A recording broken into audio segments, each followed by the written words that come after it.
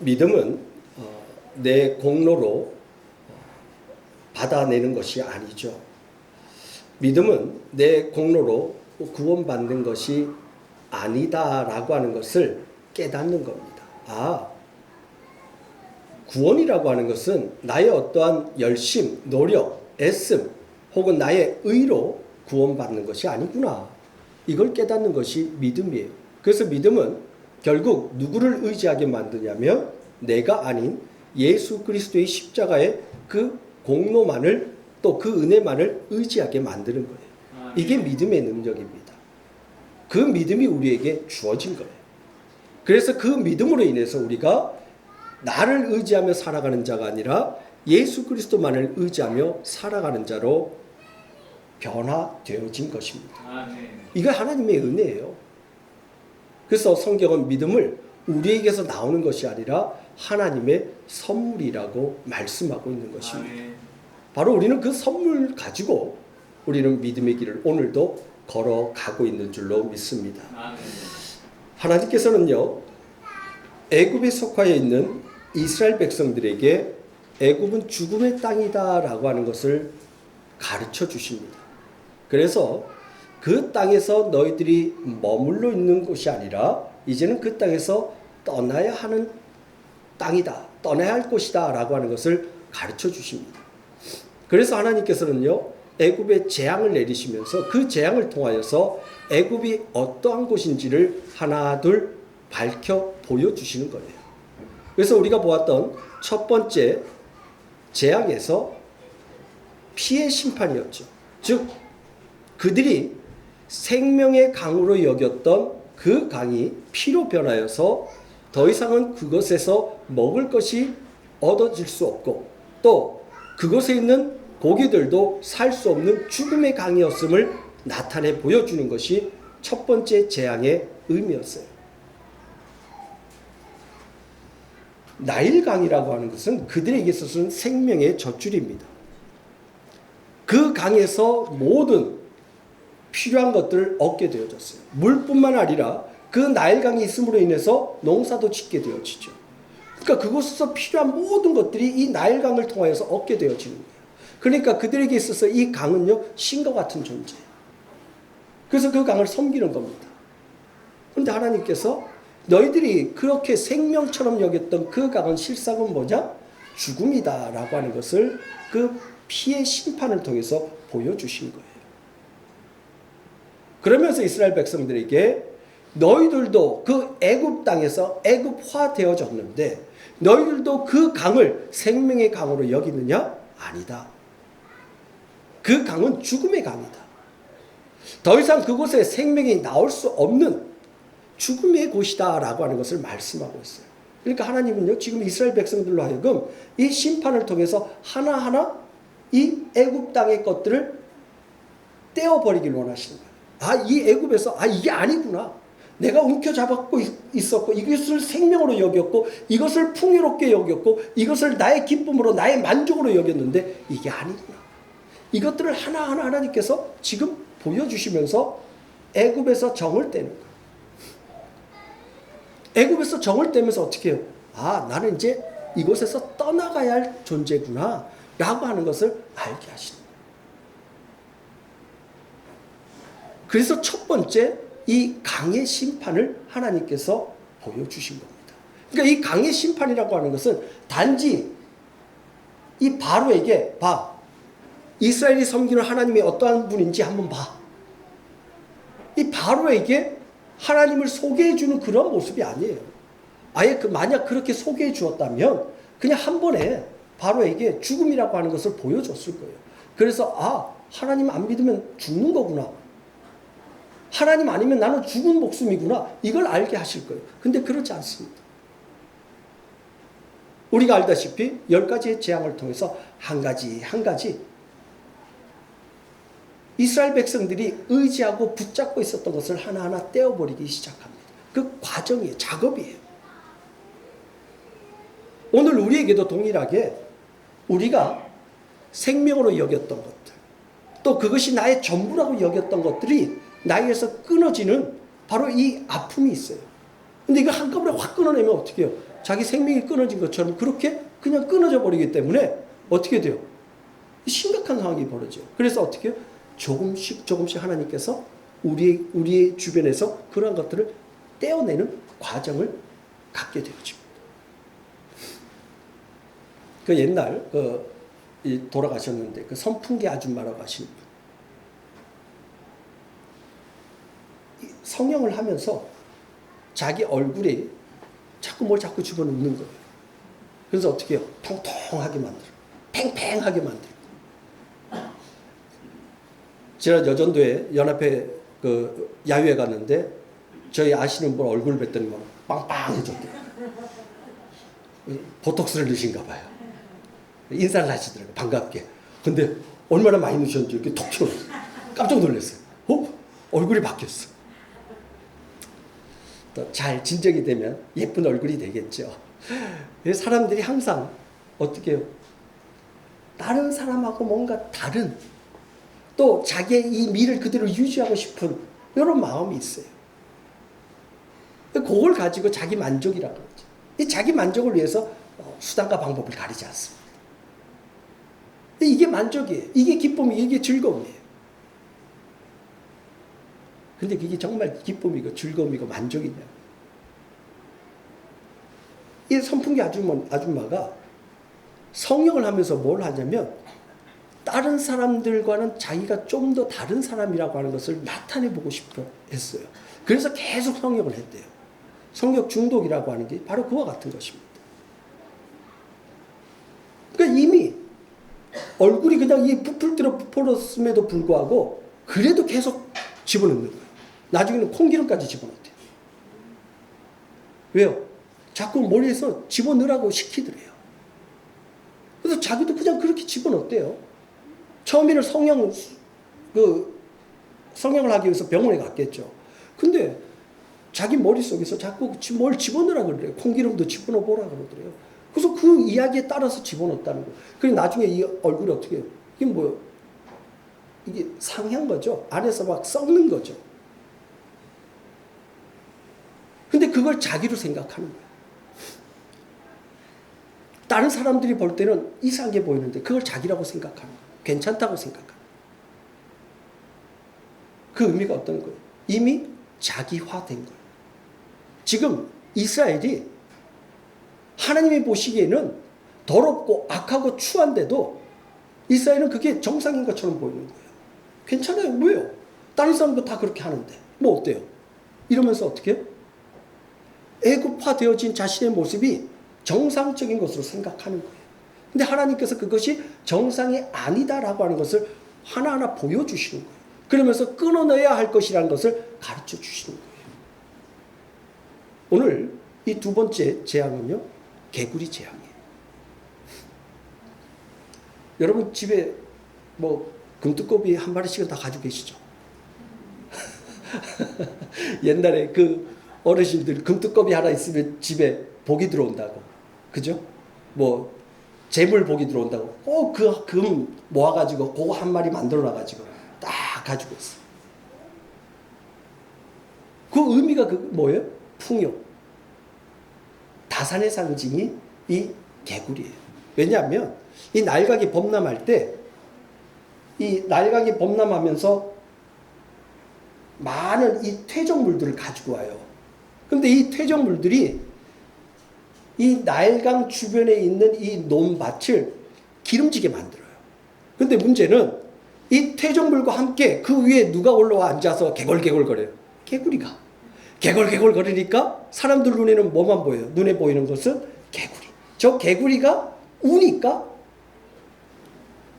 이 이집트가 애굽이 풍요로워졌다는 거예요. 논밭이 기름져졌다는 거예요. 그래서 어떻게 해요? 개구리를 신으로 섬긴 거예요. 이와 같은 다산과 풍요로움의 상징인 이 개구리를 하나님께서 어떻게 해요? 너네들이 그렇게 좋아했던 그 개구리, 그걸 한번 내가 너희들에게 정말 풍요롭게 보내줄게. 그러면서 어떻게 해요? 개구리를 날강에서 다 올라오게 만들어.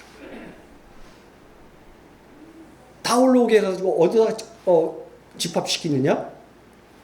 애굽의 궁과 신하들의 집과 백성들의 떡반죽 그릇에 다 깨구리가 있는 거예요. 우리 깨구리 보면 좀 귀엽잖아요. 안 귀여워요? 저거 이상한가요? 조그만 거 귀여운 거 있어요. 네, 그런 거 귀엽잖아요. 손에다 놓으면 쫙 붙어가지고.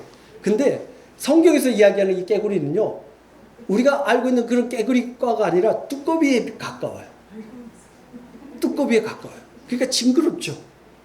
근데 그 개구리들을 집집마다 다 보낸 거예요. 풍요롭게 해주시겠다. 그러니까 어떻게 해요? 우리나라에다 보냈으면 우리나라는 참 신팔이라고 생각하지 않았을 것 같아요. 이게 웬 개구리냐 하면서 튀겨 먹고 저 어렸을 때 그런 거 많이 먹었거든요. 저 청년 때 시골에서 겨울 되면은 그 형들하고 가가지고 그 바위 밑에 얼음 빵 깨면은요, 깨구리들이 자다가 애들이 둥둥 떠요. 그러면서 주섬주섬 주워가지고 교회로 가면 남전도에 우리 장로님들이 벌써 남전도에 그 회원들한테 연락했어요. 어디로 모여라. 개구리 파티다. 그럼 가면은요, 한 번 좀 내쳐가지고 한 번 바닥에 치면 개구리가 쭉 뻗어요. 이렇게. 뻗으면 그대로 그냥 저게 튀김, 기름 거기다 딱 집어넣으면 그대로 그냥 튀겨져요. 얼마나 맛있는지. 뒷다리도 아주 탱글탱글한 게 맛있어요. 그래서 저는 이거 보면서, 이 말씀 보면서, 하나님이 우리나라에는 개구리 재앙 안 하시는 이유가 있다. 얘네들은 뭐든지 가지고 오면 뱀을 주면 뱀탕 해 먹고, 개구리 주면 튀겨 먹고, 그러니 시험으로 재앙을 재앙으로 여기지 않을 것 같아서. 그런데 이 애굽에서는 감당할 수 없을 만큼 그냥 집집마다 다 보는 거예요. 근데 여러분, 한번 생각해 보세요. 개구리도 한두 마리라야 귀엽고, 그냥 그런가 보다 하지. 이게 침상에까지 올라와 있어요. 이불을 열었는데 이불 안에 개구리가 개굴개굴거리고 있고, 그릇을 뚜껑을 열었는데 그 안에 개구리가 있어요. 그 사방의 모든 것이 다 개구리 천지예요. 너희들이 그렇게 풍요롭고 또 다산의 상징이라고 생각하고 섬겼던 그 신을 한번 누려봐. 정말 이것이 너희들에게 풍요로움이고 정말 이것이 너희들에게 복인지를 한번 누려봐라고 하는 거예요. 근데 여기서 우리가 한 가지 잊지 말아야 할 것은 뭐냐면요, 이 개구리가 어디에서 올라왔어요? 나일 강에서 올라왔어요. 이미 강은 어떠한 강으로 하나님께서 선포해 버렸어요? 죽음의 강. 더 이상 생명이 없는 피의 심판으로 인해서 봐라, 너희들이 그렇게 생명의 강으로 여겼던 그 강은 사실은 실상은 죽음의 강이다라고 하는 것을 보여주셨어요. 근데 그 죽음의 강에서 지금 뭐가 올라온 거예요? 깨구리가 올라왔어요. 풍요로움이 올라온 거예요. 그럼 그 풍요로움, 그들이 원하고 그들이 바라고 그들이 기대했던 그 풍요로움은 결국 뭐라는 거예요? 저주예요. 죽음이라는 거예요. 너희들에게 복이 아니라 그것은 도리어 너희들에게 저주, 죽음이라는 거예요. 죽음의 강에서 올라온 그 풍요로움은 아무리 풍요로워도 그것은 너희들에게 진정한 풍요로움이 될 수 없다는 거예요. 그건 애굽인들에게는 깨닫지 못하는 거예요. 누구에게만 깨닫게 되어지는 거예요? 이스라엘 백성들에게. 하나님께서 그걸 깨닫게 하시는 거예요. 그래서 이스라엘 백성들로 하여금 뭐예요? 너희들은 이곳에 머물러서 그 애굽에서 주어지는 그 풍요로움을 누릴 수 있는 자들이 아니라는 거예요. 그렇게 누리도록 하나님께서 여기에 머물게 하실 분이 아니라는 겁니다. 이스라엘은 어디로 가야 돼요? 하나님이 허락하신 적과 꿀이 흐르는 약속의 땅, 가나안 땅으로 가야 될 것이지, 이 땅에 머물러서 애굽에서의 그 풍요로움을 누려야 할 자들이 아니라는 것을 깨닫게 하시는 거예요. 그래서 하나님께서 이 개구리 재앙을 보여주시는데, 개구리가 어디에서 올라오도록? 나일 강에서. 그 죽음의 강에서 올라오도록 만드신 거예요. 그리고 이후에 하나님께서 개구리를 다 잡아서 밖으로 나와서 다 죽게 되어지는데, 그 땅에 뭐가? 악취가 진동했다. 죽음이 진동해. 죽음의 냄새가 난다는 거예요. 악하다는 거예요. 더럽다는 거예요. 그걸 보여주시는 거예요. 계시록 16장 13절에서 14절 말씀 제가 좀 읽어드리겠습니다. 또 내가 보매 개구리 같은 새 더러운 영이 용의 입과 짐승의 입과 거짓 선지자의 입에서 나오니 그들은 귀신의 영이라 이적을 행하여 온 천하 왕들에게 가서 하나님 곧 전능하신 이의 큰 날에 있을 전쟁을 위하여 그들을 모으더라. 개구리 같은 더러운 영이라고 했어요. 그러니까 이 개구리가 뭐예요? 성경에서는 더러운 영으로 표현하고 있어요. 그렇다면 이 죽음의 강에서 올라온 이 개구리는 어떻다는 거예요? 더러운 것이라는 거예요. 더러운 영이라는 거예요. 그 땅은 어떤 영으로 가득 덮였다는 거예요? 더러운 영으로 가득 덮였다는 거예요. 그래서 개구리가 온 땅에, 온 지면에 덮였다, 가득 뒤덮였다라고 성경은 말씀하고 있어요. 애굽은 바로 그와 같은 더러운 영으로 덮여져 있는 곳이기에 너희들은 이곳에 머물 자들이 아니라 이 애굽에서 나와야 할 자들이다라고 하는 것을 하나님께서 계속 이스라엘에게 메시지로 보여주시는 거예요. 오늘 이 땅에 하나님의 재앙이 임하고 하나님의 심판의 모습이 나타나는 것은 이 땅을 살아가는 우리에게 어떤 메시지를 보여주시는 거예요? 이 땅에 너희들은 영원히 머물 자들이 아니라는 거예요. 이 땅의 것들을 사모하는 자가 되어지지 말라는 겁니다. 이 땅에 속하여서 그들과 함께 동화되어서 애굽화된 것처럼 세상화되어서 살아가지 말라는 겁니다. 아멘. 그러한 재앙들이 하나하나 눈에 보일 때마다 뭐예요? 내 삶 속에서 끊어내야 할 것을 끊어내야 된다는 겁니다. 더러워질 것을 더러운 것을 더러운 것으로 볼 수 있는 눈을 달라고 하나님 앞에 기도하라는 겁니다. 아멘. 더러운 것을 더러운 것으로 보지 못하면 그것을 추구하며 살아가는 것이 우리의 모습이에요. 악한 것을 악한 것으로 보지 못하면 그 악한 것이 자연스럽기 때문에 그것을 추구하고 나도 저런 것이 있었으면 하는 그런 바람을 가지고 살아가는 것이 우리 인간의 속성이에요. 본성이에요.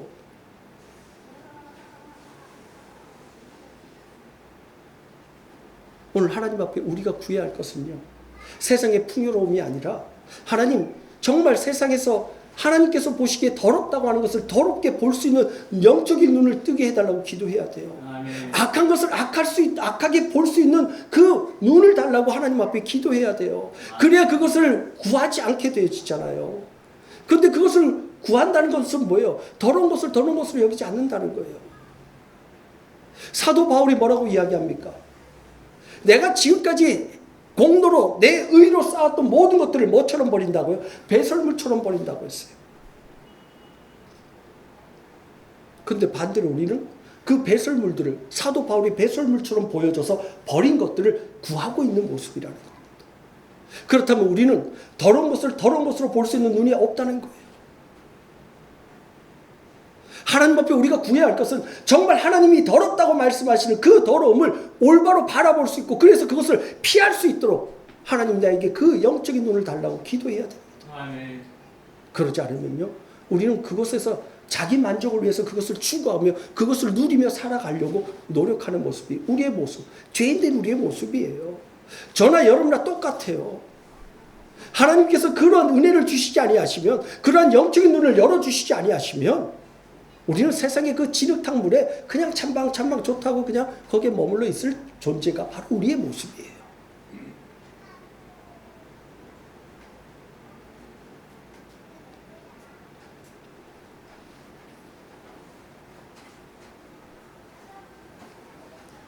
조금 듣기 어려운 이야기일 수지만 제가 말씀드릴게요. 어떤 거냐면, 두 부부가 치매에 걸리셨대요. 어제 제가 좀 그 상가집에 내려가면서 이제 같이 이야기를 하다가 이제 그런 이야기를 하게 됐어요. 이제 노인 요양사 뭐 어려움에 대해서 같이 이야기하다가 이 두 부부가 치매에 걸렸는데 뭘 자꾸 둘이 예쁘게 이렇게 동그랗게 반죽해서 뭘 만들더래요. 그래서 두 분이 너무 좋아하더래요. 그게 뭐냐면, 당신들 이 변을 넣은 걸 가지고 두 분이 그걸 가지고 동글동글하게 만들어 가지고 서로 그것을 예쁘게 만들고 서로 좋아하시더래요. 치매가 걸리면 그게 더러운 게 더러운지 모르는 거예요. 치매라고 하는 게 뭐예요? 분갈이 안 되는 거죠. 사리 판단이 안 되는 거죠. 무엇이 좋은 건지 무엇이 나쁜 건지 판단이 안 됩니다. 우리가 영적 치매에 걸리면 그와 같아. 더러운 것을 너무 좋아가지고 두 분이 앉아가서 행복하게 합니다. 여러분, 우리의 모습 속에 영적인 치매가 걸리지 않도록 하나님 앞에 기도해야 돼요. 그래서 더러운 것을 더러운 것으로 바라볼 수 있도록, 그래서 그것을 피할 수 있도록, 움직여갈 수 있도록 하나님 나에게 주님 영적인 눈을 뜨게 해주세요. 아멘. 이게 아니기 때문에 비록 더러운 것이라도, 비록 악한 것이라도 나에게 육신적인 유익이 되고 즐거움이 되고 만족이 되면 그걸 추구하려고 하는 것이 우리의 모습이라는 겁니다. 세상이 왜 점점 악해지고 왜 점점 더러워져요? 그것이 나에게 유익이 될 수 있는 기회가 되기 때문에, 그것을 통해서 뭘 얻기 때문에? 금전적인 유익을 얻기 때문에. 더러운 것을 더럽지 않다고 이야기하고, 악한 것을 악하지 않다고 이야기하고. 이게 세상이라는 겁니다. 우리가 세상화되어지면, 세속화되어지면 그와 같은 모습이 나타나친다는 겁니다. 하나님께서는 바로 그걸 지금 이스라엘 백성들에게 경고하고 있는 겁니다. 너희들이 이미 애국화되어져서 바로 그 모습으로, 너희들이 지금 그와 같은 모습으로 더러운 것을 여기지 않고 그 속에서 풍요로움을 누리기를 원하고 있는 것이 너희들의 모습이다라고 보여주고 계십니다. 하나님은 이스라엘 백성들을 이끌어내실 이유들을 하나하나 조목조목 지금 가르쳐 주시는 겁니다. 너희들이 왜 애국에서 나와야 되는지를 가르쳐 주고 있어요. 하나님은 죽음의 땅에 생명을 가진 자가 머물러 있게 하지 않는다는 겁니다. 비록 그 길이 광야와 같이 힘들고 어려운 길로 지나가야 할지라도 그것이 생명의 길이기 때문에 하나님은요, 애굽에서 끄집어내어서 광야길을 걷게 하십니다. 광야에서 이스라엘 백성들이 얼마나 불평하고 원망합니까? 왜요? 애굽에서 누렸던 이 풍요로움이 익숙한 거예요. 성경에 보면 광야에서 먹을 것이 없었다고 했는데 먹을 것이 아예 없었던 것이 아니에요. 그게 어떤 의미냐면 애굽에서 먹었던 것처럼 풍요롭고 여러 가지 가지각색의 내가 원하는 나를 만족시킬 수 있는 그 음식이 없었다는 거예요. 그게 얼마나 악한 거예요. 그럼에도 불구하고 뭐예요? 자신들의 악함과 더러움은 알지 못합니다. 그리고 하나님 앞에 불평합니다. 왜 이전에 애굽에서 먹었던 파 안 줘? 왜 마늘 안 줘? 왜 나의 입맛을 돋구는 것들 왜 안 줘? 이게 이스라엘 백성들의 모습이에요. 근데 하나님은요, 그럼에도 불구하고 어떻게 해요? 그 이스라엘 백성들을 끌고 어디까지 끝까지 가세요? 약속의 땅으로 들어가죠. 아멘. 왜요? 그러한, 우리 옛날 속된 말로 이놈의 종자야 하는 것처럼 그런 종자인 줄 알고, 그럼에도 불구하고 하나님은 어떻게 해요? 이스라엘 백성들을 끌고 가시는 거예요. 왜? 무엇 때문에? 약속 때문에. 하나님의 언약이 있기 때문에 그 언약을 이루기 위해서 그 이스라엘 백성들을 그럼에도 불구하고 약속의 땅으로 가는 겁니다. 우리 새벽 예배 때 어젠가요, 우리 무비보셋에 대해서 우리 함께 새벽 예배 때 말씀 나누는데 쩔뚝발이에요. 양쪽 다 절어요. 그런데 다윗이 왕의 상에서 함께 먹을 수 있도록 만듭니다. 그 이유가 뭐예요? 엄격하게 따지면 다윗에게 있어서 사울의 자손들은 원수예요. 왜? 사울이 다윗을 수없이 많이 죽이려고 했잖아요. 그러면 다윗은 사울의 남은 자들을 찾아서 어떻게 해요? 그냥 다 전멸시켜야 돼요. 박멸시켜야 돼요. 없애버려야 돼요. 그런데 어떻게 해요? 뭐 때문에? 요나단과의 언약 때문에, 약속 때문에. 요나단과 약속한 게 뭐였어요? 하나님께서 너의 대적들을 이 땅에서 다 진멸할 때 한 가지만 기억해라. 내 자손들 영원히 이 땅에서 멸하지 않게끔 남겨달라. 어떻게 해요? 그 약속을 다윗이 합니다. 맹세합니다. 하나님 앞에서. 그리고 정말 모든 것이 다 정리가 되어졌을 때 다윗이 사울의 후손을 한 명을 찾게 되어지죠. 근데 이 무비보셋이 정상적인 모습이 아니에요. 양쪽 다리를 다 절었다고 이야기해요. 그러니까 아무 쓰잘데기 없는 거예요. 다윗의 왕국에는 도저히 아무 도움도 안 되고 필요도 없는 쓸모없는 인간이에요. 근데 뭐 때문에? 약속 때문에 그를 왕의 상에서 함께 평생토록 음식을 먹게 합니다. 우리도 똑같아요. 하나님 나라에 우리가 무슨 쓸모가 있어요? 하나님 나라에 정말 이 무비보셋과 같이 아무 쓸데없는 존재예요. 하나님의 그 완벽한 세계에 우리가 들어가면 불완전한 세계가 돼버려요. 뭐 때문에? 나 때문에. 우리 때문에. 그럼에도 불구하고 하나님께서는 하나님의 나라에 우리를 집어넣으시고 하나님 나라에서 왕과 같이 또 하나님의 자녀와 같이 삼겠다고 말씀하십니다. 뭐 때문에요? 언약 때문에. 아멘. 이게 우리가 받고 있는 복이에요. 아멘. 우리가 뭔가 잘나서 우리가 뭔가 꽤 하나님 앞에 괜찮은 존재이기 때문에 이와 같은 하나님의 은혜 속에서 영원한 하늘나라를 소망하는 자가 된 게 아닙니다. 아브라함과 한 언약 때문에. 아브라함과의 그 언약 때문에 하나님께서는 어떻게 해요? 구원의 길을 하나님께서 이끌어 가시는 겁니다. 그리고 궁극적으로 예수 그리스도를 이 땅에 보내셔서 그 언약을 성취하신 거예요. 아멘. 우리는 그 은혜를, 그 언약에 그 성취된 그 은혜를 받아 누리는 자가 되는 거예요. 아멘. 하나님 그걸 우리로 알게 하시는 겁니다. 오늘 이 두 번째 재앙. 재앙에서 우리가 알아야 할 것이 뭐?